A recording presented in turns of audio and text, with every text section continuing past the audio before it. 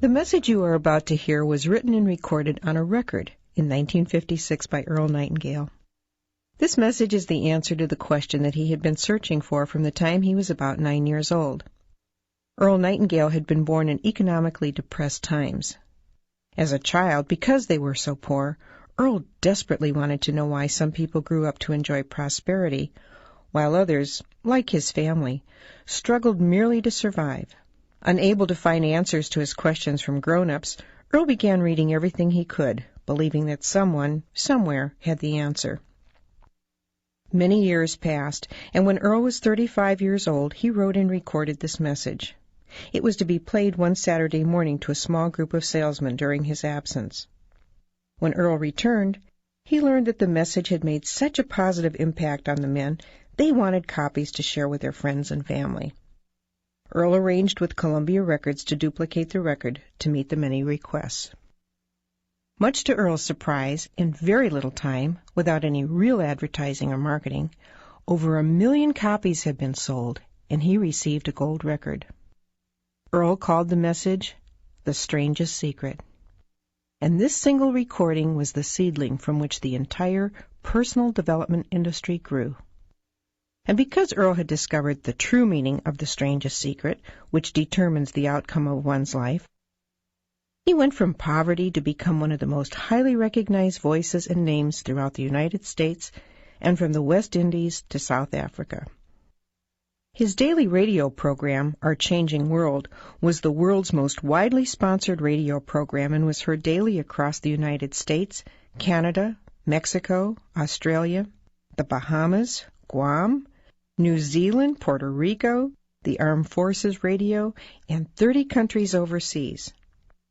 I'm Diana Nightingale, and since my husband's death in 1989, I have continually looked for new effective ways to continue to share Earl's many messages of inspiration with the world. The personal development industry is so vast today, and yet people around the world attribute the strangest secret as being the one message that has most positively affected their lives. Earl revised The Strangest Secret several times over the past 40 years as times changed. Because of these changes, I believe you will appreciate the historic value of this original recording. As you listen, you will notice how the statistics reflect those of the mid-1950s. You'll also hear Earl mention the other side of the record.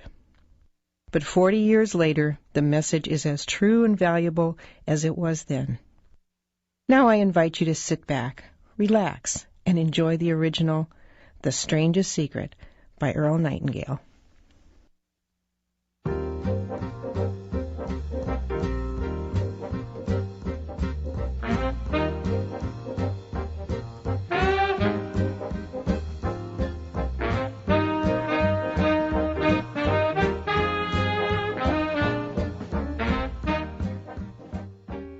I'd like to tell you about the strangest secret in the world.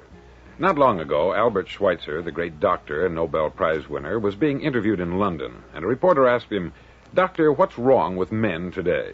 The great doctor was silent a moment, and then he said, "Men simply don't think." And it's about this that I want to talk with you.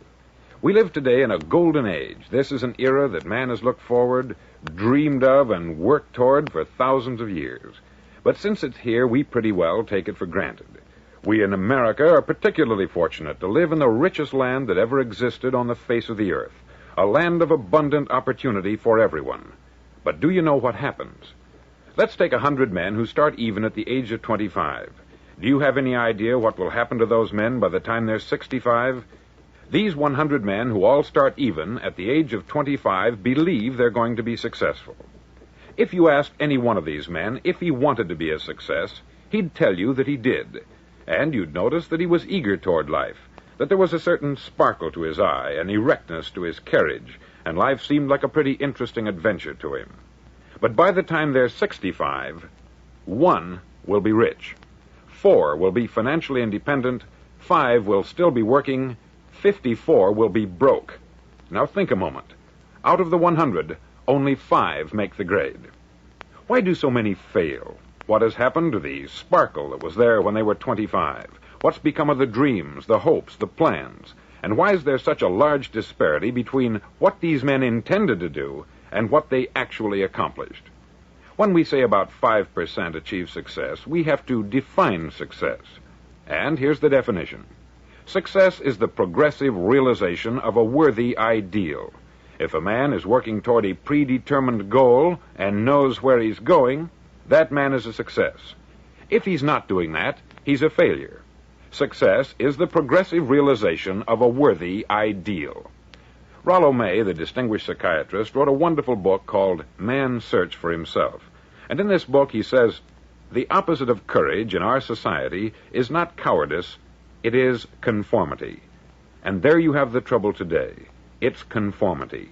People acting like everyone else, without knowing why, without knowing where they're going. Now think of it. In America right now, there are over 14 million people 65 years of age and over, and about 13 million of these 14 million are broke. They're dependent on someone else for life's necessities. Now, we learn to read by the time we're 7. We learn to make a living by the time we're 25. Usually, by that time, we're not only making a living, we're supporting a family. And yet, by the time we're 65, we haven't learned how to become financially independent in the richest land that has ever been known. Why? We conform. And the trouble is that we're acting like the wrong percentage group, the 95% who don't succeed. Now, why do these people conform? Well, they don't know, really. These people believe that their lives are shaped by circumstances, by things that happen to them, by exterior forces. They're outer-directed people. A survey was made one time that covered a lot of men, working men, and these men were asked this question. Why do you work? Why do you get up in the morning? 19 out of 20 had no idea. If you ask them, they'll say, everyone goes to work in the morning. And that's the reason they do it, because everyone else is doing it. Now let's get back to our definition of success. Who succeeds? The only man who succeeds is the man who is progressively realizing a worthy ideal. He's the man who says, I'm going to become this, and then begins to work toward that goal. I'll tell you who the successful people are. A success is the school teacher who's teaching school because that's what she wanted to do. The success is the woman who's a wife and mother because she wanted to become a wife and mother and is doing a good job of it. The success is the man who runs the corner gas station because that's what he wanted to do. The success is the successful salesman who wants to become a top-notch salesman and grow and build with his organization. A success is anyone who is doing deliberately a predetermined job because that's what he decided to do deliberately. But only 1 out of 20 does that. That's why today there isn't really any competition, unless we make it for ourselves. Instead of competing, all we have to do is create. Now, for 20 years, I looked for the key which would determine what would happen to a human being. Was there a key I wanted to know which would make the future a promise that we could foretell to a large extent? Was there a key that would guarantee a person's becoming successful if he only knew about it and knew how to use it? Well, there is such a key, and I've found it. Have you ever wondered why so many men work so hard and honestly without ever achieving anything in particular, and others don't seem to work hard and yet seem to get everything? They have the magic touch. You've heard them say that about someone. Everything he touches turns to gold. And have you ever noticed that a man who becomes successful tends to continue to become successful? And on the other hand, have you noticed how a man who is a failure tends to continue to fail? It's because of goals. Some of us have them, some don't. People with goals succeed because they know where they're going. Now think of a ship leaving a harbor, and think of it with the complete voyage mapped out and planned. The captain and crew know exactly where it's going and how long it will take. It has a definite goal. 9,999 times out of 10,000, it will get to where it started out to get. Now let's take another ship, just like the first, only let's not put a crew on it, or a captain at the helm. Let's give it no aiming point, no goal, no destination. We just start the engines and let it go. I think you'll agree with me that if it gets out of the harbor at all, it will either sink or wind up on some deserted beach a derelict. It can't go any place because it has no destination and no guidance. It's the same with a human being. Take the salesman, for example.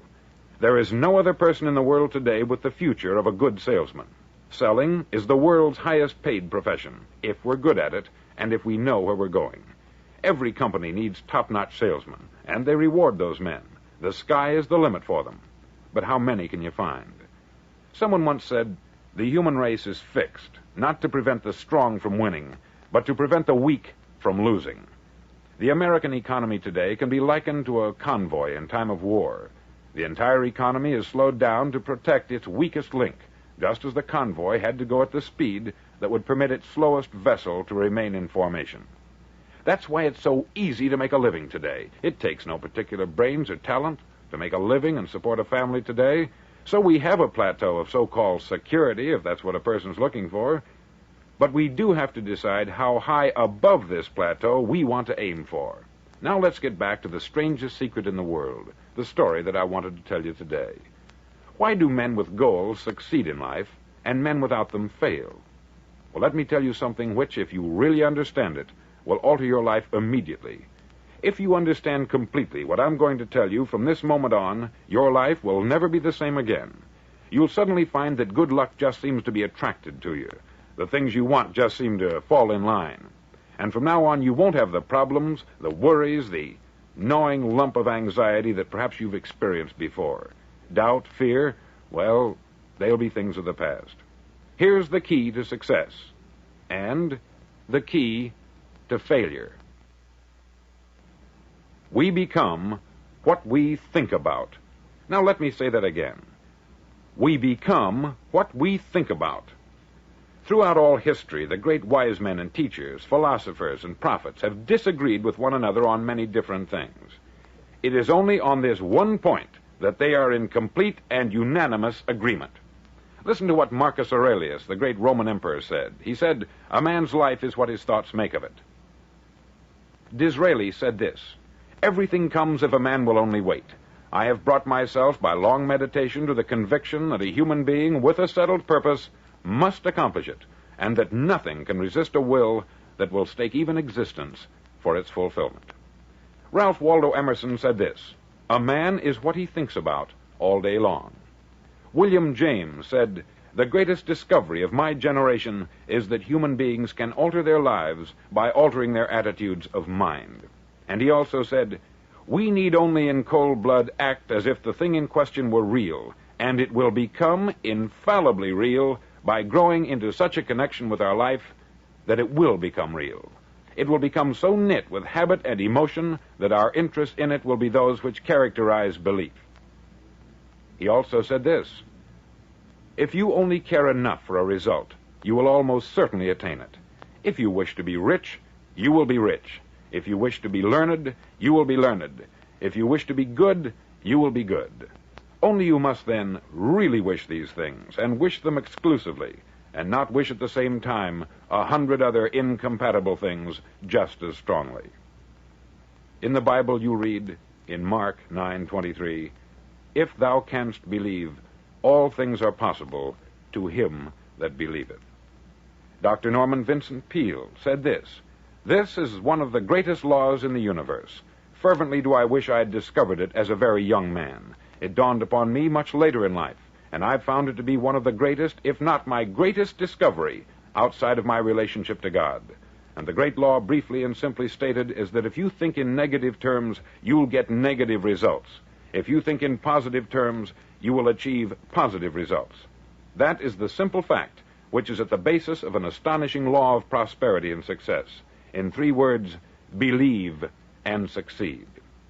William Shakespeare put it this way, "Our doubts are traitors, and make us lose the good we oft might win by fearing to attempt."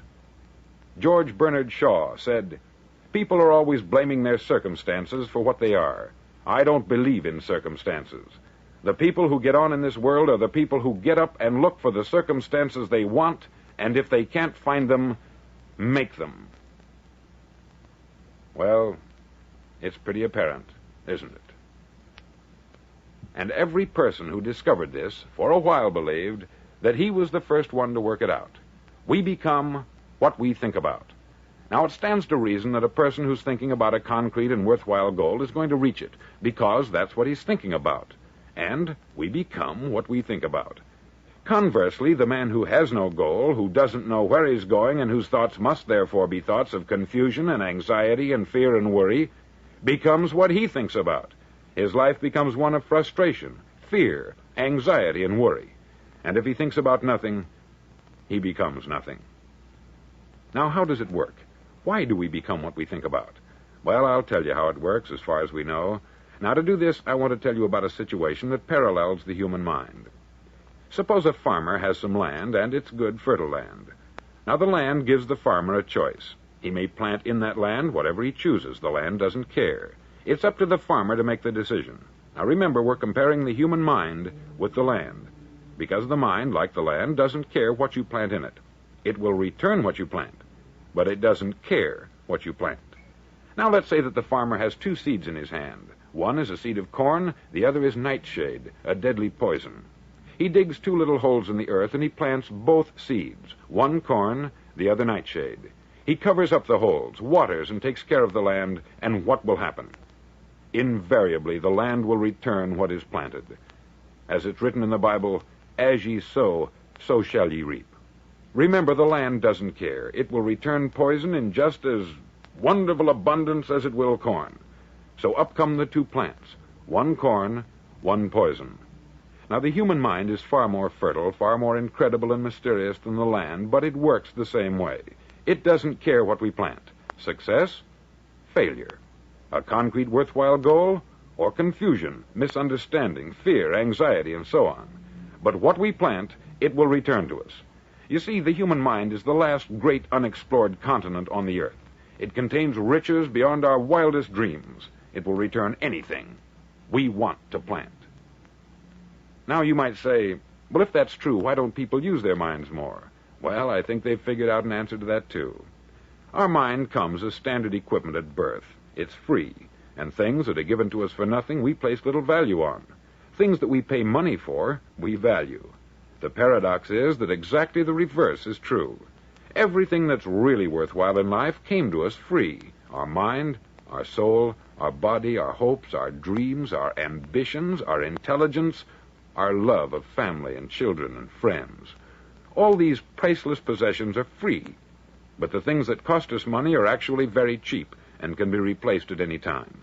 A good man can be completely wiped out and make another fortune.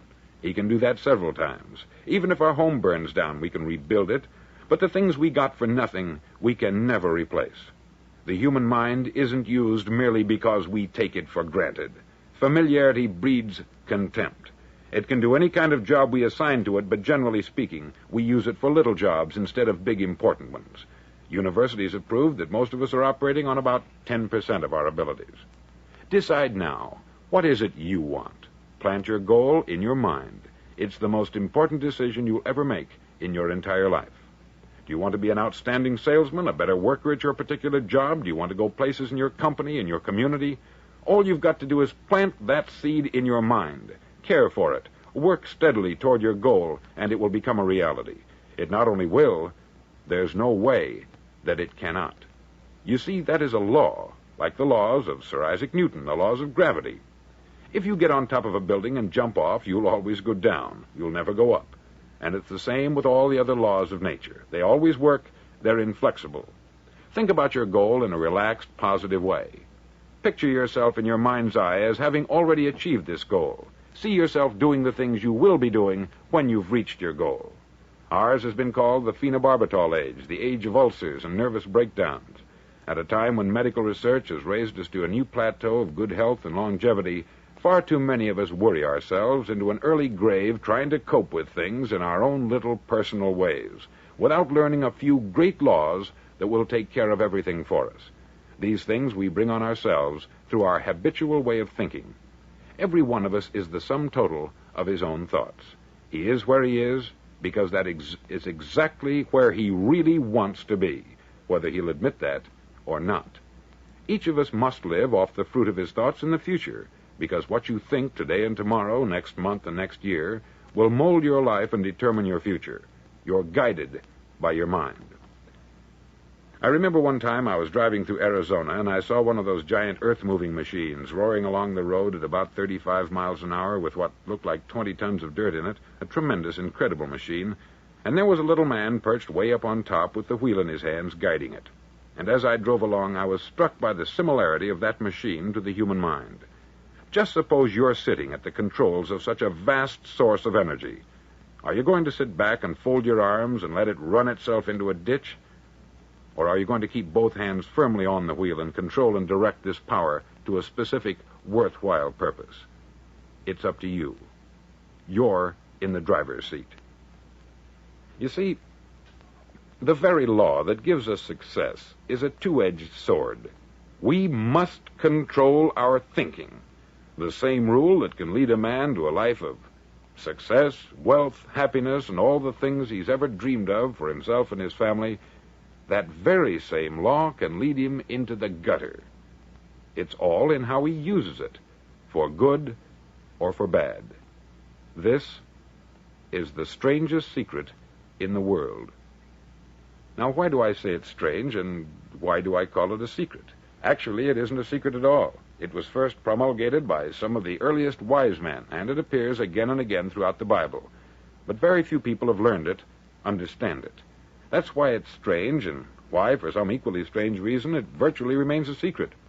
I believe that you could go out and walk down the main street of your town and ask one man after another what the secret of success is, and you probably wouldn't run into one man in a month who could tell you.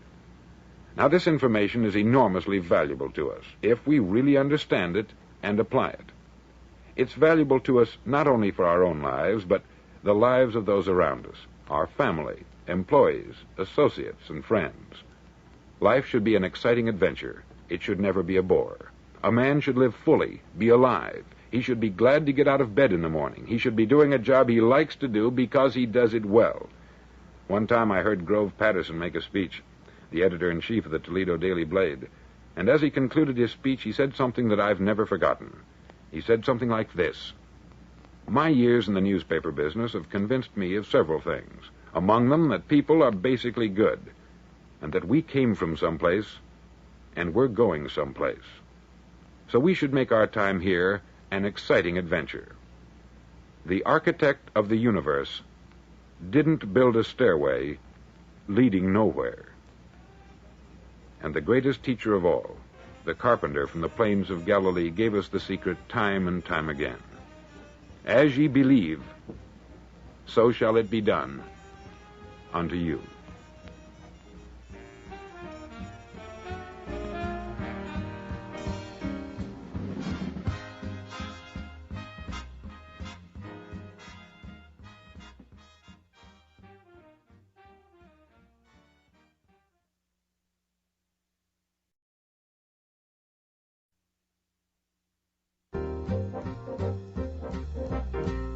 On side number 1 of this record, I've explained the strangest secret in the world and how it works. Now, on this side, I want to explain how you can prove to yourself the enormous returns possible in your own life by putting this secret to a practical test. I want you to make a test that will last 30 days. Now, it isn't going to be easy. If you'll give it a good try, it will completely change your life for the better. Back in the 17th century, Sir Isaac Newton, the English mathematician and natural philosopher, gave us some natural laws of physics which apply as much to human beings as they do to the movement of bodies in the universe. Now, one of these laws is that for every action, there is an equal and opposite reaction. Simply stated, as it applies to you and me, it means we can achieve nothing without paying the price. The results of your 30-day experiment will be in direct proportion to the effort you put forth. To be a doctor, you must pay the price of long years of difficult study. To be successful in selling, and remember that each of us succeeds to the extent of his ability to sell, selling our families on our ideas, selling education in schools, selling our children on the advantages of living the good and honest life, selling our associates and employees on the importance of being exceptional people, to, of course, the profession of selling itself. But to be successful in selling our way to the good life, we must be willing to pay the price. Now, what is that price? Well, it's many things. First, it's understanding emotionally, as well as intellectually, that we literally become what we think about, that we must control our thoughts if we're to control our lives. It's understanding fully that, as ye sow, so shall ye reap. Secondly, it's cutting away all the fetters from the mind and permitting it to soar as it was divinely designed to do. It's the realization that your limitations are self-imposed and that the opportunities for you today are enormous beyond belief. It's rising above narrow-minded pettiness and prejudice. Thirdly, to use all your courage to force yourself to think positively on your own problem, to set a definite and clearly defined goal for yourself, to let your marvelous mind think about your goal from all possible angles, to let your imagination speculate freely upon many different possible solutions, to refuse to believe there are any circumstances sufficiently strong to defeat you in the accomplishment of your purpose, to act promptly and decisively when your course is clear, and to keep constantly aware of the fact that you are, at this moment, standing in the middle of your own acre of diamonds, as Russell Conwell used to point out. Fourth, save at least 10% of what you earn. It's also remembering that no matter what your present job, it has enormous possibilities if you're willing to pay the price. Now let's just go over the important points in the price each of us must pay to achieve the wonderful life that can be ours. It is, of course, worth any price. 1, you will become what you think about. 2, remember the word imagination. Let your mind soar. 3, courage. Concentrate on your goal every day. 4, save 10% of what you earn. And action. Ideas are worthless unless we act on them. Now I'll try to outline the 30-day test I want you to make. Now keep in mind that you have nothing to lose by making this test, and everything you could possibly want to gain. There are 2 things that may be said of everyone. Each of us wants something, and each of us is afraid of something. I want you to write on a card what it is you want more than anything else. It may be more money. Perhaps you'd like to double your income or make a specific amount of money. It may be a beautiful home. It may be success at your job. It may be a particular position in life. It could be a more harmonious family. Each of us wants something. Write down on your card specifically what it is that you want. Make sure it's a single goal and clearly defined. You needn't show it to anyone, but carry it with you so that you can look at it several times a day. Think about it in a cheerful, relaxed, positive way each morning when you get up, and immediately you have something to work for, something to get out of bed for, something to live for. Look at it every chance you get during the day and just before going to bed at night. As you look at it, remember that you must become what you think about, and since you're thinking about your goal, you realize that soon it will be yours. In fact, it's yours really the moment you write it down and begin to think about it. Look at the abundance all around you as you go about your daily business. You have as much right to this abundance as any other living creature. It's yours for the asking. Now we come to the difficult part. Difficult because it means the formation of what is probably a brand new habit, and new habits are not easily formed. Once formed, however, it'll follow you for the rest of your life. Stop thinking about what it is you fear. Each time a fearful or negative thought comes into your consciousness, replace it with a mental picture of your positive and worthwhile goal. There will come times when you will feel like giving up. It's easier for a human being to think negatively than positively. That's why only 5% are successful. You must begin now to place yourself in that group. For 30 days, you must take control of your mind. It will think only about what you permit it to think. Each day for this 30-day test, do more than you have to do. In addition to maintaining a cheerful, positive outlook, give of yourself more than you've ever done before. Do this knowing that your returns in life must be in direct proportion to what you give. The moment you decide on a goal to work toward, you're immediately a successful person. You're then in that rare and successful category of people who know where they're going. Out of every 100 people, you belong to the top 5. Don't concern yourself too much with how you're going to achieve your goal. Leave that completely to a power greater than yourself. All you have to do is know where you're going. The answers will come to you of their own accord. Remember these words from the Sermon on the Mount, and remember them well. Keep them constantly before you this month of your test. Ask, and it shall be given you. Seek, and ye shall find. Knock, and it shall be opened unto you. For every one that asketh receiveth, and he that seeketh findeth, and to him that knocketh it shall be opened. It's as marvelous and as simple as that. In fact, it's so simple that in our seemingly complicated world it's difficult for an adult to understand that all he needs is a purpose and faith. For 30 days, do your best. If you're a salesman, go at it as you've never done before, not in hectic fashion, but with the calm, cheerful assurance that time well spent will give you the abundance in return you deserve and want. If you're a homemaker, devote your 30-day test to complete giving of yourself without thinking about receiving anything in return, and you will be amazed at the difference it makes in your life. No matter what your job, do it as you've never done it before for 30 days. And if you've kept your goal before you every day, you'll wonder and marvel at this new life you've found. Dorothea Brand, outstanding editor and writer, discovered it for herself and tells about it in her fine book, Wake Up and Live. Her entire philosophy is reduced to the words, act as though it were impossible to fail. She made her own test with sincerity and faith, and her entire life was changed to one of overwhelming success. Now you make your test for 30 full days.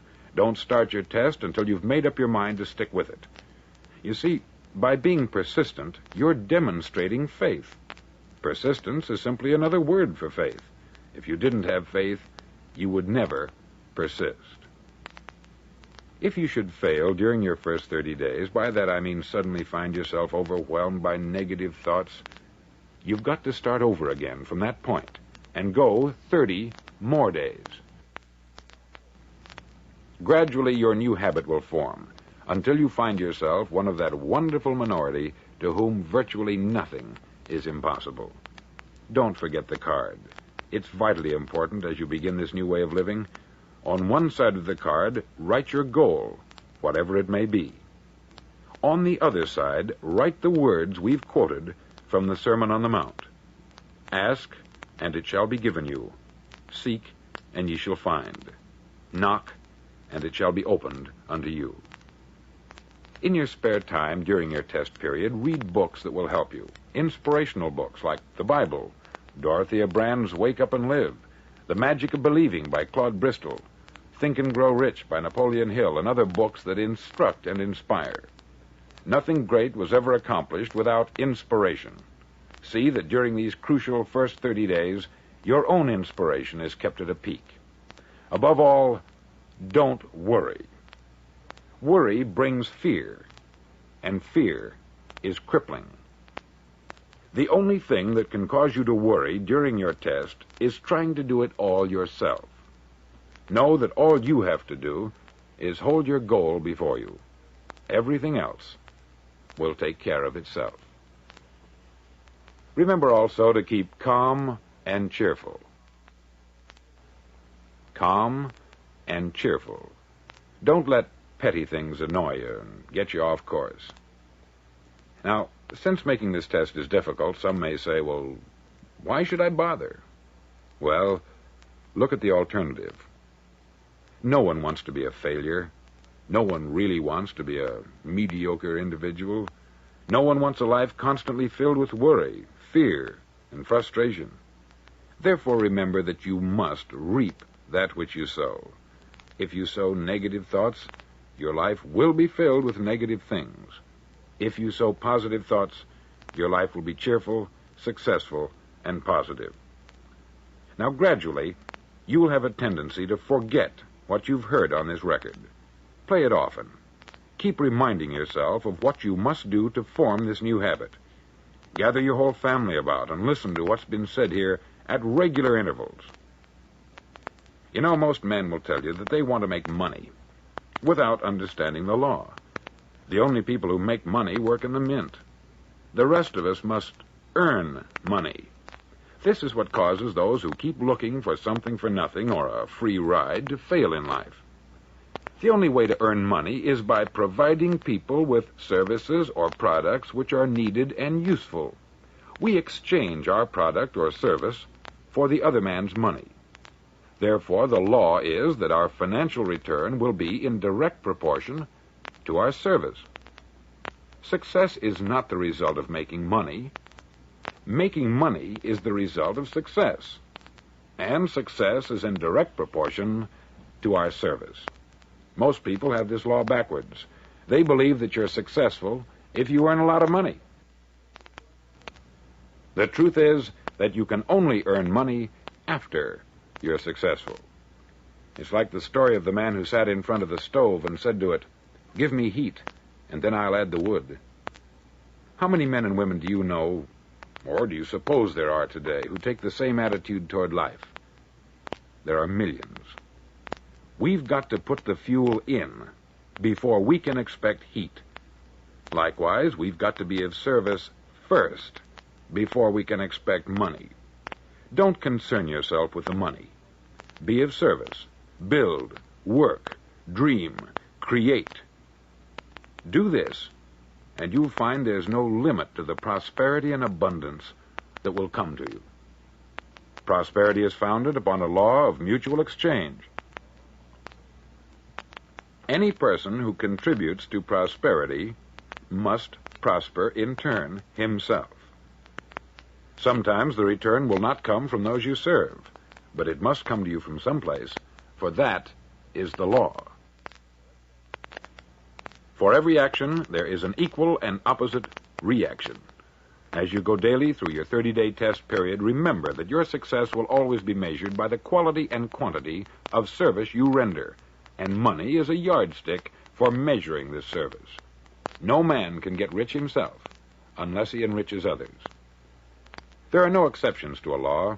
You can drive down any street in America and from your car estimate the service that's being rendered by the people living on that street. Had you ever thought of this yardstick before? It's interesting. Some, like ministers and priests and other devoted people, measure their returns in the realm of the spiritual, but again, their returns are equal to their service. Once this law is fully understood, any thinking person can tell his own fortune. If he wants more, he must be of more service to those from whom he receives his return. If he wants less, he has only to reduce this service. This is the price you must pay for what you want. If you believe you can enrich yourself by deluding others, you can only end by deluding yourself. Just as surely as you breathe, you'll get back what you put out. Don't ever make the mistake of thinking you can avert this. It's impossible. The prisons and the streets where the lonely walk are filled with people who tried to make new laws just for themselves. We may avoid the laws of man, but there are greater laws that cannot be broken. An outstanding medical doctor recently pointed out 6 steps that will help you realize success. 1, set yourself a definite goal. 2, quit running yourself down. 3, stop thinking of all the reasons why you cannot be successful, and instead think of all the reasons why you can.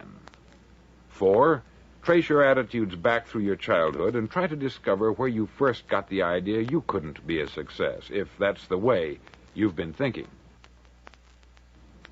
5, change the image you have of yourself by writing out a description of the person you would like to be. And 6, act the part of the successful person you have decided to become. The doctor who wrote those words is a noted West Coast psychiatrist, David Harold Fink, M.D. Do what all the experts since the dawn of recorded history have told you you must do. Pay the price by becoming the person you want to become. It's not nearly as difficult as living unsuccessfully. Make your 30-day test. Then repeat it. Then repeat it again. Each time it will become more a part of you until you'll wonder how you could ever have lived any other way. Live this new way, and the floodgates of abundance will open and pour over you more riches than you may have dreamed existed. Money? Yes, lots of it. But what's more important, you'll have peace. You'll be in that wonderful minority who lead calm, cheerful, successful lives. Start today. You have nothing to lose, but you have a life to win.